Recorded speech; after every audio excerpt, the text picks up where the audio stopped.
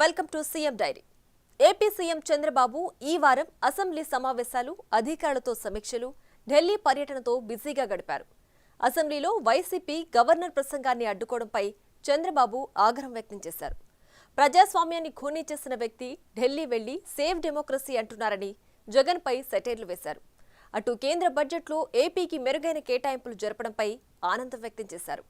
రుణం రూపంలో వచ్చిన బడ్జెట్ కేటాయింపులు ఏపీ అభివృద్ధికి తోడ్పడతాయని అన్నారు సీఎం.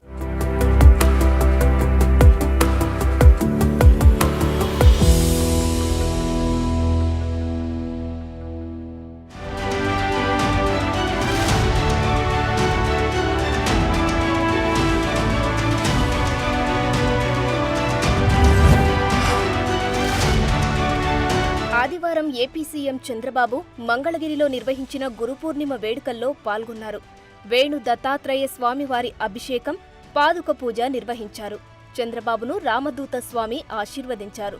సత్యం, ధర్మం, దయ, ధ్యానం ద్వారా సమున్నత జీవన గమ్యాన్ని ఏర్పరచుకోవాలన్న వేద వ్యాసుడి ఉపదేశాన్ని అనుసరిస్తూ గురువుల పట్ల గౌరవంతో మెలగాలని చంద్రబాబు ట్వీట్ చేశారు. ప్రజలంతా మహోన్నత ఆశయాలతో ముందుకు సాగాలని ఆయన కోరుకున్నారు.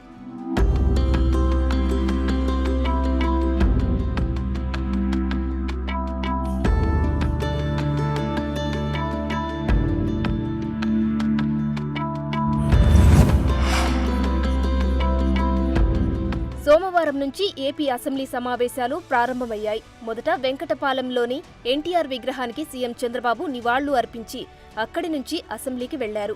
ఉభయ సభలను ఉద్దేశించి గవర్నర్ ప్రసంగించారు. ఆ తర్వాత స్పీకర్ అధ్యక్షతన జరిగిన బీఏసీ మీటింగ్కు చంద్రబాబు హాజరయ్యారు. ఆ తర్వాత కూటమి నేతలతో సీఎం భేటీ అయ్యారు. ఈ సమావేశంలో జగన్ తీరుపై సీఎం మండిపడ్డారు. గవర్నర్ ప్రసంగాన్ని వైసీపీ నేతలు అడ్డుకోవడాన్ని ఆయన తప్పుబట్టారు. జగన్ హత్య రాజకీయాలకు తెరలేపారన్నారు చంద్రబాబు. వివేకా హత్య కేసులో నడిపిన నాటకాన్నే వినుకొండ వ్యవహారంలో కూడా నడిపిస్తున్నారని అన్నారు. నెల రోజులు కూడా గడవక ముందే ప్రభుత్వాన్ని విమర్శించడంపై మండిపడ్డారు చంద్రబాబు. మరోవైపు కూటమి నేతలకు కీలక సూచనలు చేశారు.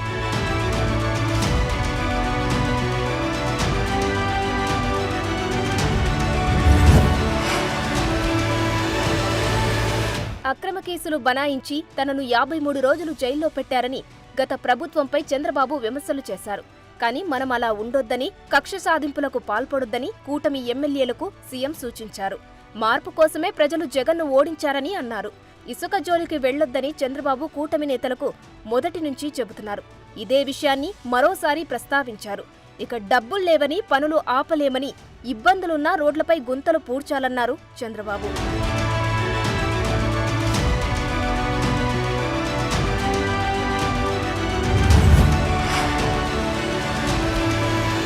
అన్నమయ్య జిల్లాలో మదనపల్లె సబ్ కలెక్టరేట్లో అగ్ని ప్రమాద ఘటనపై చంద్రబాబు సీరియస్ అయ్యారు. దగ్ధమైన ఫైళ్లు ఏ విభాగాలకు చెందినవో కనుక్కోవాలని అధికారులను ఆదేశించారు. ఆధారాల సేకరణలో నిర్లక్ష్యానికి కారకులు ఎవరనే అంశాలపై ఆరా తీశారు.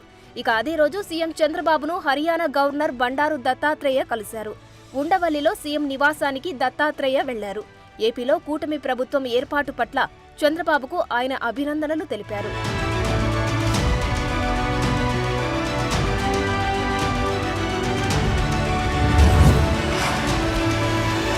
కేంద్రం బడ్జెట్లో ఏపీకి గతం కంటే మెరుగ్గా కేటాయింపులు ఉండడంపై చంద్రబాబు హర్షం వ్యక్తం చేశారు. కేంద్ర బడ్జెట్ రాష్ట్రానికి అన్ని విధాలా తోడ్పాటు ఇచ్చేలా ఉందని ఆయన తెలిపారు. తాము చేసిన ప్రతిపాదనల్లో చాలా వరకు ఆమోదించారన్నారు.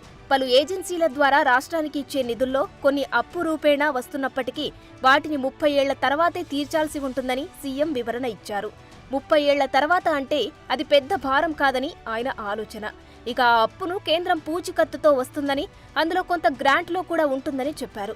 నిధులు ఏ రూపంలో వచ్చినా రాష్ట్ర అభివృద్ధికి అవి చాలా కీలకమవుతాయని సీఎం తెలిపారు. పోలవరం ప్రాజెక్టును పూర్తి చేసే బాధ్యత కూడా తమదేనని ఆర్థిక మంత్రి లోక్సభలో చెప్పడంపైన చంద్రబాబు హర్షం వ్యక్తం చేశారు. కొప్పర్తి, ఓర్వకల్లు పారిశ్రామిక వాడల్లో పరిశ్రమల అభివృద్ధికి అదనపు నిధులు కేటాయింపు, వెనుకబడిన జిల్లాలకు ఆర్థిక సాయం ప్రకటనపై కూడా సీఎం అభినందనలు తెలిపారు.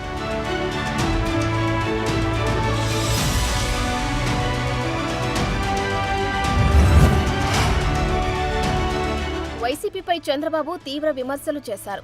ప్రజాస్వామ్యాన్ని ఖూనీ చేసిన వారు ఇప్పుడు ప్రజాస్వామ్యాన్ని కాపాడాలంటూ ప్లకార్డులతో అసెంబ్లీకి రావడమేంటని మండిపడ్డారు. దళిత డ్రైవర్ని చంపేసి మృతదేహాన్ని డోర్ డెలివరీ చేసిన వ్యక్తి కూడా ప్లకార్డు ప్రదర్శించారని విమర్శించారు. వినుకొండలో 2 వైసీపీ కార్యకర్తల గొడవ ఒకరి హత్యకు దారితీస్తే దానికి రాజకీయ రంగు పులుముతున్నారని ఆగ్రహం వ్యక్తం చేశారు. అసెంబ్లీకి వచ్చే ధైర్యం లేక నిరసనలకు తెరలేపారని సెటైర్లు వేశారు. ఏపీలో 36 రాజకీయ హత్యలు జరిగాయని ప్రచారం చేస్తున్న జగన్ చనిపోయిన వారి పేర్లను అడిగితే మౌనం వహిస్తున్నారని అన్నారు చంద్రబాబు. దళితుల హత్యలు పెరిగిపోయాయి. డోర్ డెలివరీ నిన్నే నాకు ఆశ్చర్యం వేసింది. ప్రజాస్వామ్యాన్ని కాపాడాలని చెప్పి ప్లే కార్డు పట్టుకొచ్చారు. ఏం చెప్పాలో అర్థం కాలేదు. ఆ డోర్ డెలివరీ చేసిన వ్యక్తి కూడా ప్లే కార్డు.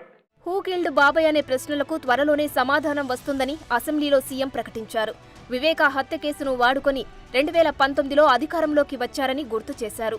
ఆ కేసులో సాయం చేసిన సీఐని డీఎస్పీగా ప్రమోట్ చేశారని ఆరోపించారు. తిరిగి ఆయనతోనే ఆ కేసులో సీబీఐపై ఆరోపణలు చేయించారనేది చంద్రబాబు విమర్శ. ఒక నేరస్తుడు సీఎం అయితే పాలన ఎలా ఉంటుందో గత 5 ఏళ్లు చూశామని అన్నారాయన. నేను అడుగుతాను అధ్యక్ష, ఇప్పుడైనా సరే ఢిల్లీకి పోయారు. ఓ కిల్డ్ బాబాయ్, ఇది నా క్వశ్చన్ ఫస్ట్ నుంచి.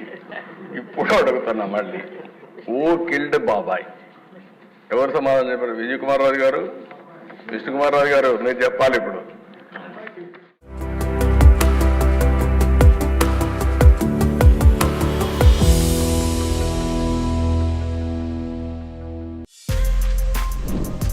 For more videos like this, subscribe Big TV channel.